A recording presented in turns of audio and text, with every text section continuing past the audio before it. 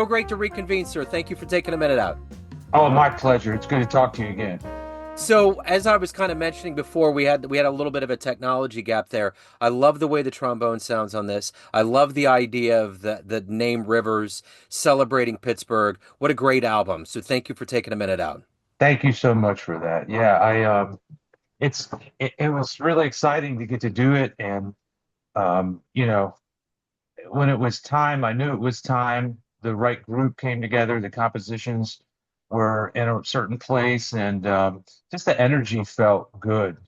So just making a recording and then kind of working our way through the mixes and everything. It seemed like the right time to do this. So we're really happy.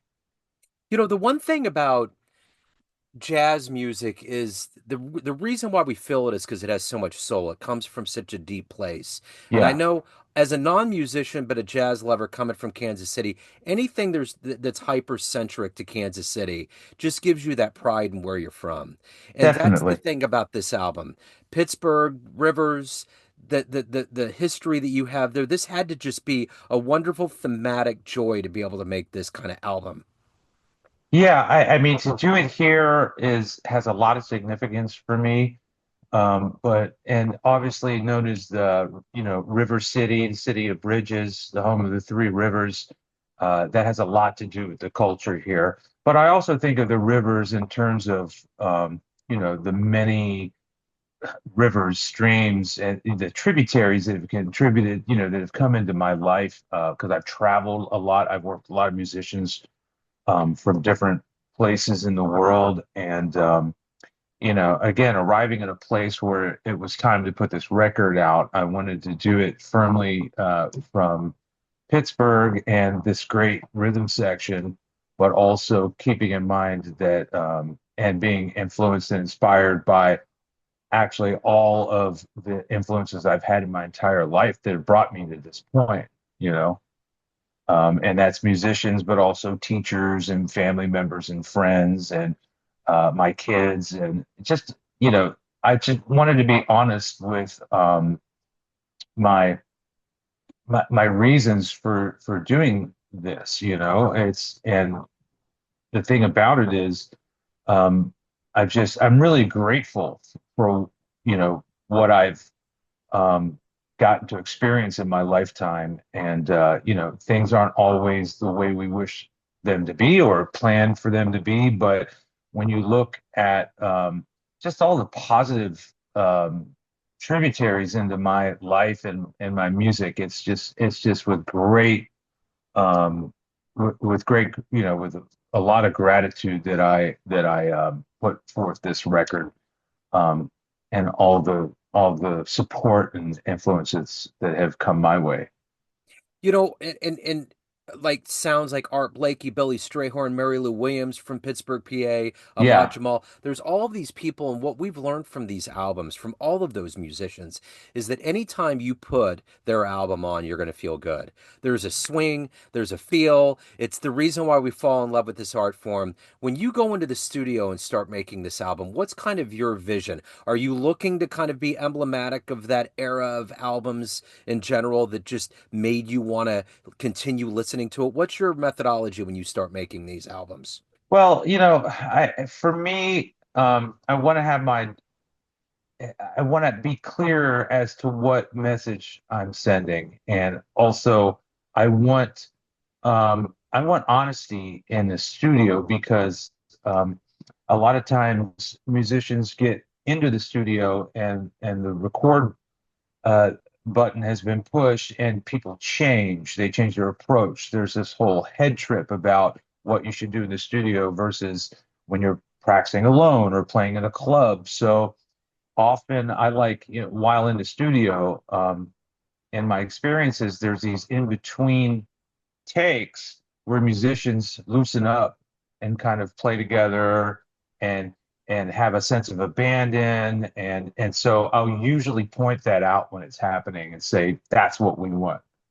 The safety net is not what we want, and because there's no perfect record. The best effort in terms of a recording is to try to be as honest and forthcoming as possible. So in terms of the legacy, I don't think too much about that when I'm because again, I don't want to I don't want to be something I'm not. I want an honest effort. So I try to think about what I'm saying in the moment and not so much this overarching history, although um, we're certainly proud of it here. And it influences what we do and how we think about this region and everything. So being in Pittsburgh and having this legacy beneath us and around us is uh, is a treasure for sure, and it influences a lot of what we do. So, the one thing that's going on in 2025, especially since January, is there's so much noise, there's so much fear, there's so many things that have crept into the American mindset these days. And I find these albums, I'll get in the car with my son who's 20, and he's listened to jazz his whole life, but there's a special, especially with youth, I noticed how this music works on them. Do you find this music, do you find the album that you're putting out and that the Jazz Cats are doing to be kind of an antidote to this modern living we're going through, to give them some level of comfort and reassurance that it's going to be okay? Yeah, and I think if you look at the body of work of music, art, literature from human history, um, and so some of it hasn't survived, but a lot of it has.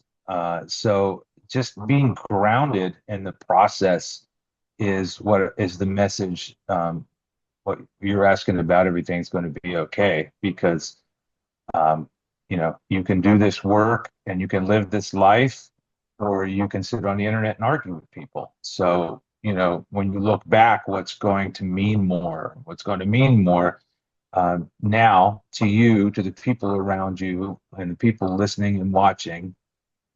Uh, and in the future, what's going to mean more is this work and what we put out into the space, because there is plenty of distractions and arguing and bad news as always. But our work continues, and when you see the positive effect it has in society, you can be encouraged by that. So at the end of the day, what are you ultimately hoping the listener gets from Rivers? Again, I hope that they see that and I hope that they hear that it's an honest effort, that it's an emotional effort. I also wish to shine a light on the three young men that are in my quartet, and so that people can um, see what's going on here with the youth in jazz, and not necessarily the history, but what's next and what has been caused by that history. So um, again, I have, you know, they're all my compositions.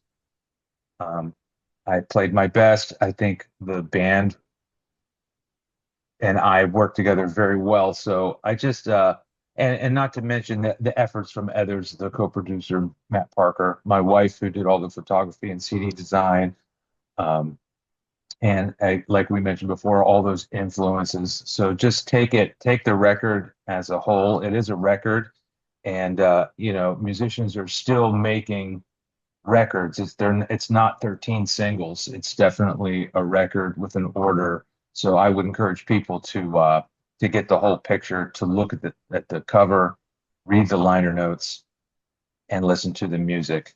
Of course, you can listen to singles and the whole one track at a time thing, but as artists, we're still making full length records, and I think that's across the board. Not everybody is we don't think that. We don't think in fragments. We want to tell a whole entire story. So it's a book with a lot of different chapters in it, and to take it in the best way, listen to the whole record. So if anyone wants to get a copy that will benefit you the most, is Bandcamp the best way, or your website? Bandcamp's good, or direct from my website, reggieWatkinsmusic.com. Both of those sites, you can get a CD and a digital download. And if any CD orders I get will be signed and sent out ASAP. What about live shows, promotion? What's going on? The warm months are upon us. Yeah, so I've got live shows that are shaping up, including shows here in Pittsburgh at Con Alma. We have a show scheduled at the Bop Stop and also in New York at Smalls. So all those dates are available on my website. So before we get out of the door here in the celebration of Pittsburgh, Pennsylvania, I want to ask you this. I Mhm, read a book at the beginning of the year. I'm trying to read optimistic reads with everything that's going on. And mhm. I read a book on Fred Rogers, one of the famous Pittsburgh natives, and Johnny Costa was his music director. Have That's you right. ever thought about doing a homage to Fred and what they did musically? Because I know both Fred and Johnny were very active in the music. Have you ever thought about doing that?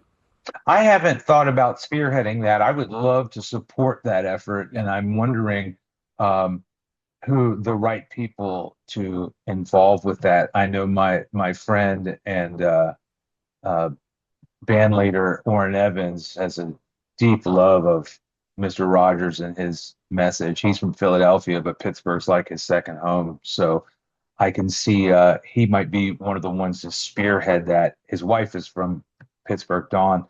Um, but I think the message is needed now more than ever. Yeah, So if anybody out there is considering moving in that direction, it's a huge legacy he left. But we need more people like that. absolutely. We need people who are going to encourage young people.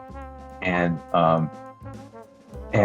Mr. Rogers' message, I'm 100% behind, and I hope that his legacy lives long after we're all gone. Because um, it's tough out here, and it's great to have people like Fred Rogers and combined with incredible artists like Johnny Costa. So I like your idea. I want to see it when it comes up how I can support that. Yeah, that would be great. Well, Yeah. it's great to have cats like you putting the music out in the world. Reggie, this is, I think, our third or fourth interview. It's always a joy. Thank you so much for, I always reference the Maynard story. It's in my Hall of Fame of stories over the 14 years of doing this show. So thank you as always for the music that you put out there, for the stories and opening up. I appreciate it. Joe, thanks for listening to the CD, and thank you for this interview. It's always good to talk to you. Absolutely, sir. Joe Thank you, man. Domino here, host of KC's Neon Jazz Radio. On International Jazz Day, April 30th, join us at the Music Hall in downtown Kansas City for the event of the year, 90 Years of Count Basie Swing. At 7 p.m., the world-famous Count Basie Orchestra takes the stage. From 5 to 7 p.m., it's a VIP reception with jazz legends and honorees. Finally, from 10 p.m. to 1 a.m., join the after-party jam session at Lonnie's Reno Club inside the Ambassador Hotel. Tickets are moving fast. Get yours now at kccreativecity.com/count-basie. This event is part of International Jazz Day, supported by the UNESCO Creative Cities Network, with Kansas City proudly standing as America's only creative city of music. I'll see you there, Kansas City.